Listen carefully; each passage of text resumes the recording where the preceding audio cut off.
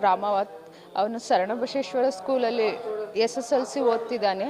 March ಫಾಸ್ಟಿಗೆ 6:15 ಕರೆದಿದ್ರು sir ಮಾಸ್ಟ್ರುಗಳು. ಅವನು 6 ಗಂಟೆಗೆ ಎದ್ಬಿಟ್ಟು ರೆಡಿಯಾಗಿ ಅವನು ಮನೆಯಿಂದ ಹೊರಟಿದ್ದು ಆ ಆಟೋದಲ್ಲಿ ಏನೋ 16 ಸ್ಟೂಡೆಂಟ್ ಇದ್ದರು ಅಂತ ಅಂದರು.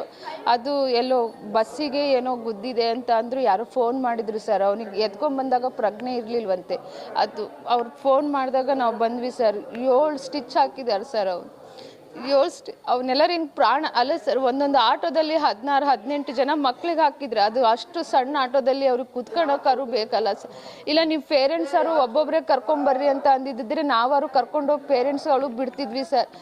ಅವ್ರು ಹಿಂಗೆ ಹಾಕ್ಬಿಟ್ಟು ಎಲ್ಲರ ಜೀವನೇ ಹೋಗಿದ್ದಿದ್ರೆ ನಾವು ಏನು ಮಾಡಬೇಕಾಗಿತ್ತು ಹೇಳ್ರಿ ಸರ್.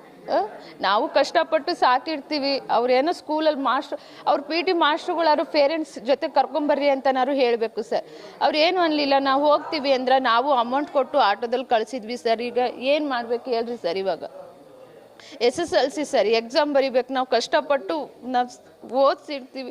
ಈಗ ಅವನಿಗೊಂದು ಜ್ವರ ಬಂದರೂ ತಡ್ಕೊಳೋ ಹುಡುಗ ಅಲ್ಲ. ಇವಾಗ 7 ಸ್ಟಿಚ್ ಹಾಕಿದ್ದಾರೆ ಅಂದರೆ ಅವ್ನು ಸುಧಾರಿಸ್ಕೊಂಡು ಅವನು ಎಕ್ಸಾಮ್ ಅವನು ಓದಿ ಹೆಂಗೆ ಬರಿಬೇಕು. ಅಲ್ಲಾರು ಪ್ರಾಣನೇ ಹೋಗ್ಬಿಟ್ಟಿದ್ದಿದ್ರೆ ಏನು ಹೇಳಬೇಕು ಹೇಳ್ರಿ ಸರ್. ನಾವು ಪ್ರಾಣನೇ ಆ ಗಾಡಿನೇ ಫುಲ್ ಜಡ್ಜ್ ಆಗಿದ್ದಾವೆ ಅಂತ ಅಂದ್ರೆ ಅವ್ರು ಉಳಿದಿರೋದೇ ಕಷ್ಟ ಅಲ್ವಾ.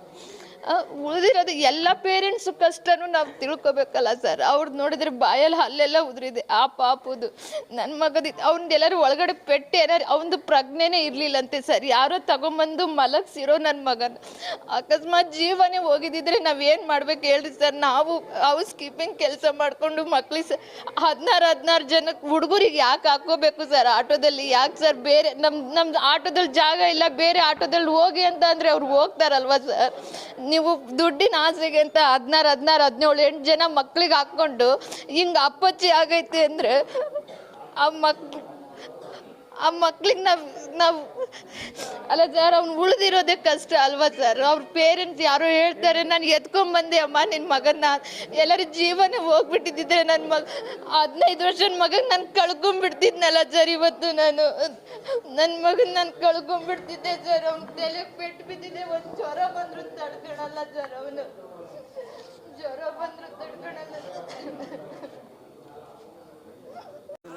ಕರ್ಕೊಂಬಂದು ಬಿಟ್ಟು ಹೋಗ್ರಿ ಅಂದಿದ್ರೆ ನಾವೇ ಬಂದು ಬಿಟ್ಟು ಹೋಗ್ತಿದ್ವಲ್ಲ ಸರ್. ನಮ್ಮ ಗಂಡನು ಡ್ರೈವರು ನಾವು ಬಂದು ಬಿಟ್ಟು ಹೋಗ್ತಿದ್ವಲ್ಲ ಸರ್. ಅದು ಸರಿ ಸರ್. ತಲೆಗೆ ಪೆಟ್ಟು ಬಿದ್ದಿದೆ ಹೋಗಿ ಸರ್. ಎಲ್ಲರೂ ಪ್ರಾಣನೇ ಹೋಗಿದ್ದಿದ್ರೆ ನಾವೇನು ಮಾಡಬೇಕಾಗಿತ್ತು ಸರ್.